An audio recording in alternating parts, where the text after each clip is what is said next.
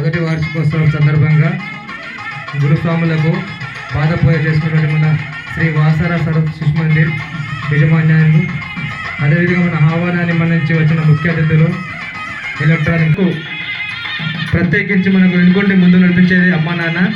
అందుకొరికి first మనకు అందుకొరికి మనము చేసే సేవలు అమ్మను నాన్నను ముందుంచి నడిపించుకోవాలి. మనం ఎంత కష్టపడ్డా మన అమ్మా నాన్నను దూరం పెట్టకూడదు. అర్థమైందా?